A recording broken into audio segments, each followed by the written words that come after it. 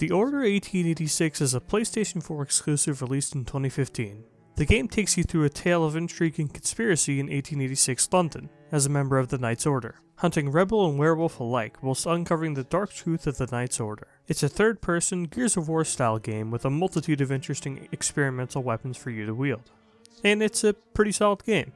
But that's not what the vast majority of reviews would have you believe. If you do a bit of reading, this game is either a technical marvel worthy of a playthrough on its quality alone, or it's a completely vapid and poor experience despite the insane visual fidelity. This has become a common phrase within my reviews, but it rings true when assessing most games against its big reviews. In actuality, however, the Order 1886 is a much less divisive game than you've been led to believe. So let's get out of the way the strangely divisive topic of visual quality. The Order 1886 looks absolutely sensational, even 5 years down the line. The implementation of anti-aliasing and ambient occlusion here is fantastic, and the serious lack of low-resolution textures along the journey was a big surprise. The lighting, while a bit muted in spots, especially with the vignette constantly surrounding the game, is extremely soft and realistic. The animations across the board, with a slight hint of motion blur, look fabulous too. From the swinging of clothing dangling from Sir Galahad's shoulders, to the effervescent and visceral motion of slapping a new magazine into an oversized rifle. Some of the faces aren't quite as sharp as, say, something like Mortal Kombat 11 or Death Stranding, but the character models themselves are beautiful. And the animations of said characters are incredible, with Sir Galahad sometimes feeling like the Titanic, but most of the time feeling like a human with actual weight to him during gameplay. Speaking of which, let's get to gameplay.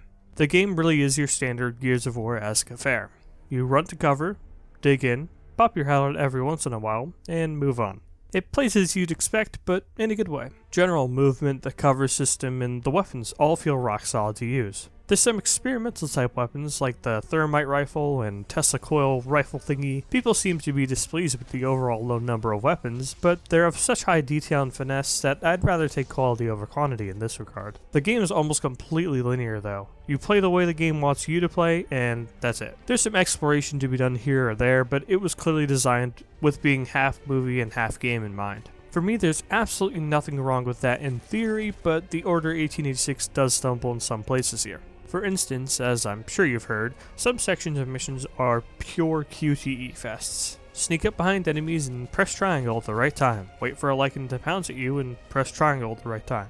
Walk up to objects and, you guessed it, press triangle at the right time. They're rather sparse throughout the game, but they are still absolutely noticeable, and as with most QTE sections from video games, they're mostly lame and slow the game down unnecessarily. Speaking of slowing the game down, the downtime in the Order is quite frequent and mostly feels unnecessary. Not for cinematics, but rather for times when Sir Galahad starts walking around slowly talking to himself or another person. These would be great moments for world building, but instead the Order usually uses this time as padding, as in characters reciting questions they've already asked themselves, or the player has already been asking themselves, or to show off something visually impressive. Not quite as impressive as the visuals though was the AI. There's some spectacularly lazy AI going on here. Not nearly as bad as a Game of the Year Medal of Honor Warfighter, but they still just kind of sit there and wait for you to masterfully wait for them to peek before you blow their heads off. Maybe if there were a bigger variety of enemy types, like, Gears of War, battles would have felt a whole lot less stagnant, that's for sure.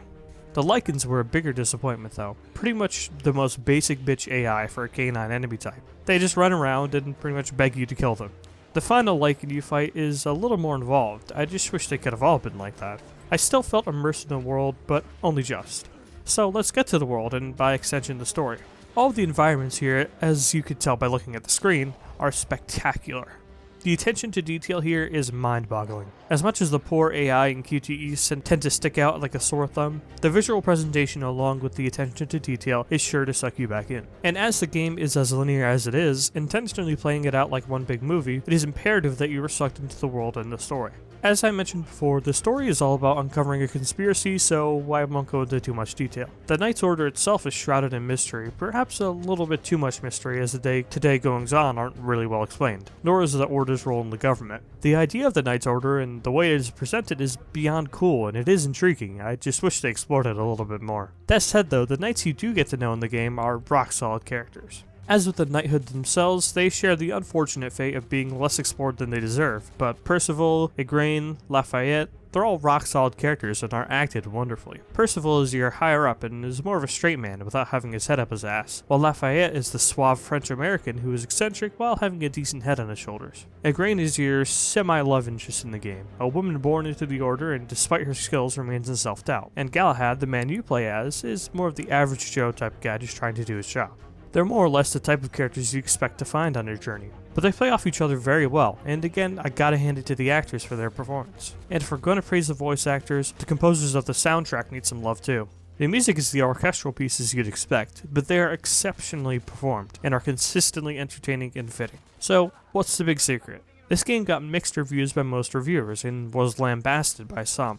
What aspect of the game is it that drove the game into the dumps? Well, for one, it's quite short. It took me around 7 hours to complete the Order 1886, and that alone I don't mind. The story has some slow points, which is a bad mark on a campaign of this length, but it was fine at 7 hours. The problem for me is that there are literally no other modes to speak of. No multiplayer, no co-op, no horde mode, no nothing. With how solid the existing environments in the gameplay is, you have to ask yourself, how hard would it have been to reuse small sections of mission areas as simple like an infection multiplayer or co-op horde modes? Modes like these, while simple, can add so many hours to a game like this. And if it had a horde mode or an infection game mode, it could have easily justified the $60 price tag. But a shorter game like this, with light exploration and replayability, with no additional modes, is simply not worth the full $60. The game was clearly a $40 title, and it was so obvious, in fact, that 1 month after release, the price was reduced to $40 indefinitely. It's such a shame, because the Order 1886 is absolutely an experience worth having, but there was not and is not any justification for a $60 entry fee. Still though, I think the intense vitriol felt in some of these quote-unquote professional reviews was completely unfounded. The game is simply not bad enough to warrant some of the responses it got. It seems like every time you turn around, a review says the same thing. The game looks good, but the graphics, they aren't everything, guys. Come on. As if this is in any way a profound or applicable idea.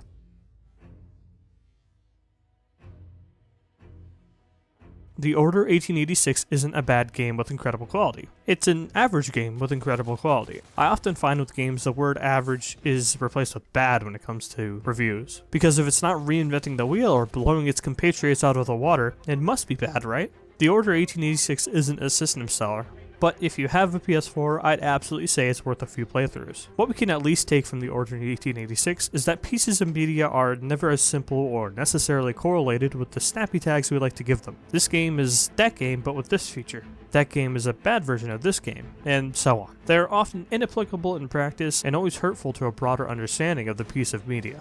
Thank you for watching.